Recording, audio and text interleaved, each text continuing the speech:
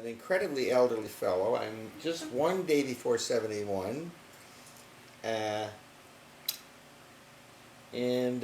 remember as long ago as, I don't know, about 1939.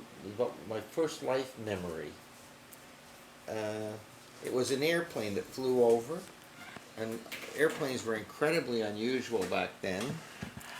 And my best friend was playing with me, and we both looked up to see the airplane, and he got dizzy and fell over and severely cut himself. So this was the first, well, it's not the first thing I can remember, but it's one of the earlier things. Actually, the first thing I can remember is getting washed in the kitchen sink by my aunt.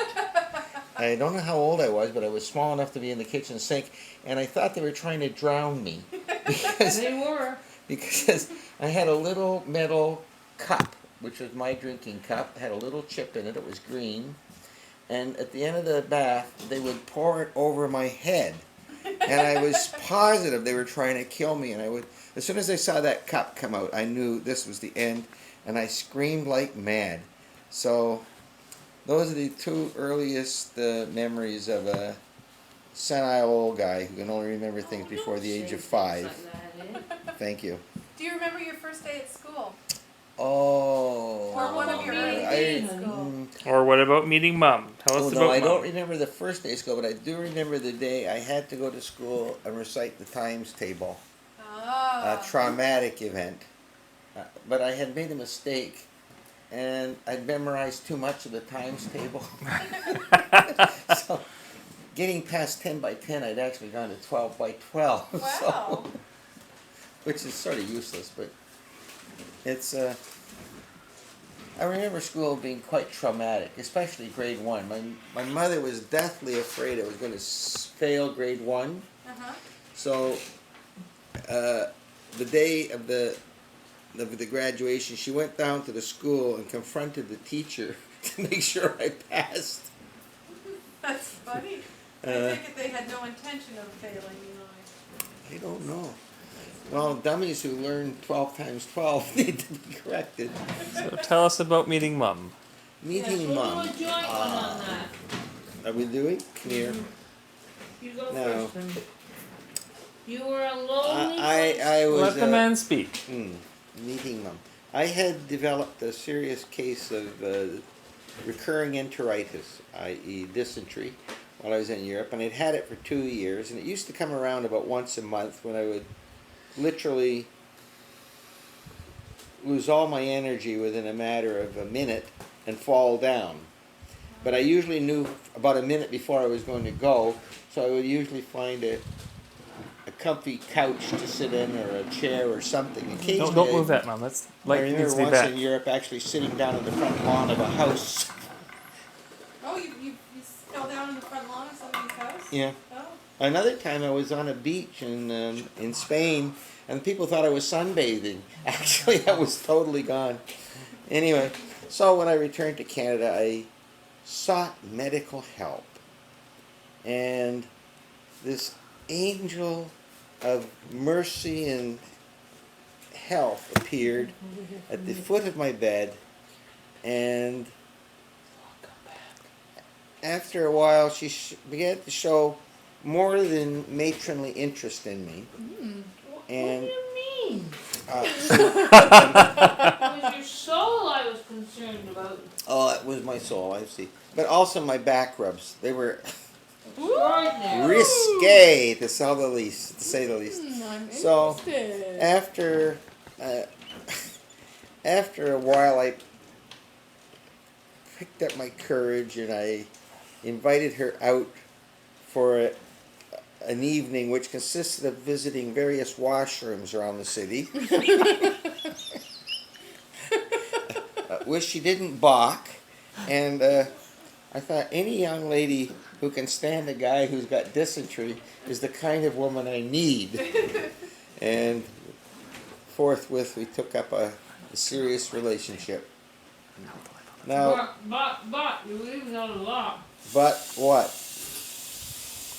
I had to give you quite a few theological tests. Oh, I failed. I failed. I Her wasn't at dear, all sure. not only that, but she left me innumerable times. How many times did you leave me, sweetie? 14. 14 times. But then I began. Deep down in my heart, I knew that it weren't going to be too many other chances coming along. But then I realized that these rejections were cyclical. They came on a monthly basis. And I began to think there was a relationship between that and another bodily function. So You relax. it finally came to the crunch where she threw me over for the last time, and I figured this is Threatened me with a it. nun. So there was a nun, a girl who wanted to be a nun I was working with. So I told her that if she didn't hurry up and make up her mind, the nun and I would elope. So that was the end of that, and she quickly came around. Did you? And we've lived happily And ever after that, she only threatened once on a monthly basis to leave me for the first 20 years of the marriage. But Now, I want to hear Mom's side. What happened? Well, I was getting on in age. I was getting overripe, as you might long say. in the tooth. Long in the tooth. And I'd never been all that incredibly keen on getting married, but as I got older and anticipated a lifetime of earning my own living and having no one to complain to or talk to or snuggle with, I thought marriage has its advantages. So, I took nursing very seriously since this was the third time I'd gone into it. And, it's okay, that's okay, Chris, just leave it. Go on. You can't, that's stuck in, you can't pull that Go out. on. So was it Go a on. choice between me and your career, sweetie? So I had a romance going with another architect, a sort of a romance, but it wasn't going anywhere. And so when I'd been away on holidays and I came into the room, and I had a terrible time remembering patients' names, and I used to have to go around and say, Johnson, liver, Johnson, liver. Pollitt, crapper. Pollitt, intestines, Pollitt, intestines. Because the doctor would phone up and say, well, How's the intestines in bed number 4? Yeah, and I wouldn't have a clue. So I came into this room with 5 guys, and I noticed Ed quite quickly because he had something wrong with his eyes, which I don't notice anymore, but Still there. shouldn't do that. Chris, you're going to break it. Please. Just keep talking. Keep talking. Tape is rolling. Where was I? You notice his eye. That you don't notice anymore. And I went around and introduced myself and had each of them tell me their name, and I wrote it down beside their diagnosis. And then I went back to the Cardex because Ed had sufficiently interested in me. In the first day, in the first moments. I guess Holy cow. I must have asked him what he did for a living. I can't remember what It he was did. that eye that The did it, minute sweetie. he said architect, I thought architect. He This couldn't kid is possibly. lying. He couldn't possibly be an architect. He looks about 18, and he did look 18 for years. Not And anymore. I knew that architecture was 5 years, and so anyways, I went and checked, and sure enough, he was an architect. So then I became quite interested. So I went back in and I gave him the 6-hour quiz, and A theological and test. then I started bringing him theological books to read and seeing if he was up to scratch, and I wasn't too sure. I wasn't if a he brethren. Anyway, and then several things, because of my great indecision, before I sort of laid is a bad word, before I put myself at his disposal, I wanted to make sure we had something in common. So we found out, and when you're looking for confirmation, little things are important. We both had the same size shoes. That was a sign. We did. You laugh. It was That's a sign. right. Yeah. And we both wore the same glasses.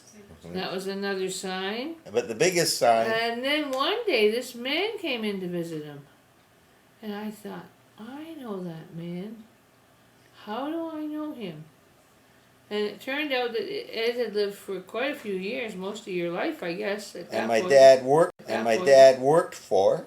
Sam Agnew, and Sam Agnew was a leading Plymouth brother, and the families were close friends. So I thought, well, this has He got to can't be. be all wrong. this He has has to a be a brethren sign. friend.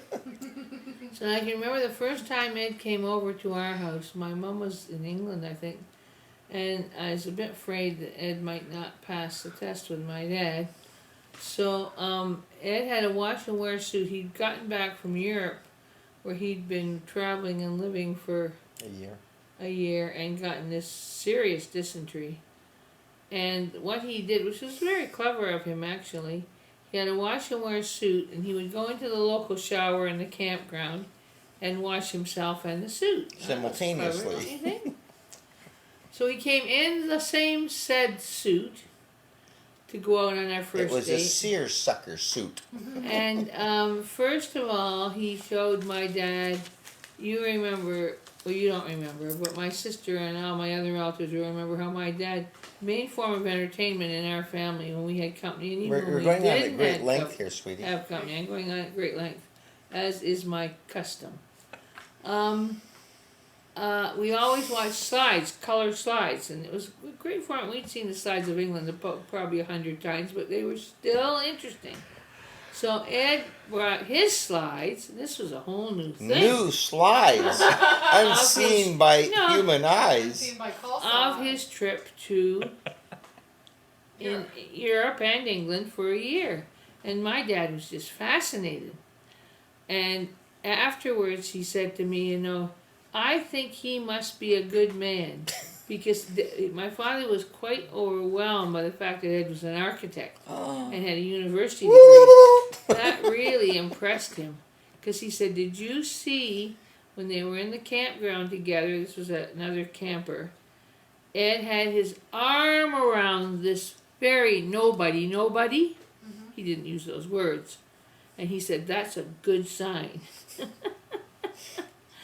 Anyway, He passed the test. so No, that was only I was test Page number 1. a 100-page test, I'll tell you. And so then, stop it, you nasty people. I failed. So then- I failed utterly. I began fairly rapidly. Poor Ed, the first night we went. We don't want to go there. He had a green MG that was very bright, and he didn't dare come to the hospital because in those days, if you were found dating a patient, you were kicked out. I mean, I'm not kidding. You were kicked out. This was my third try at nursing, and I was 3/4 of the way through. I had no intention of being kicked out. So, anyways, he would pick me up usually at our house or somewhere else, and the very first night I was desperate for a little affection. I hadn't had any in so many years. It was pathetic. Well, Stanley Byron had No. been Stanley Byron was the other architect. And so I climbed on Ed's knee. Now, how I managed to climb on In an Ed's MG. knee, in an MG, and poor Ed Between me and the steering wheel somehow. he was in a genuine state of shock. He really was. He thought, what kind of crazy woman is this A little bit anyway? forward. That's Oh, I was desperate. So I decided shortly after that this was definitely the man Although I did need to throw him over a few hundred times just to check it out, you know. I was intended to marry. And Ed would say things like, I want a relationship. He said this, actually. I didn't say a relationship. Would like a That had a relationship different- like an old shoe. That was not exactly what No, I had said in I mind. just want to be good friends. And I like relation. And then you said, I'd like to be in a dark cave. Do you remember saying that? No, he doesn't remember that either, but he did. Anyway, What's so that got to do with us? everything.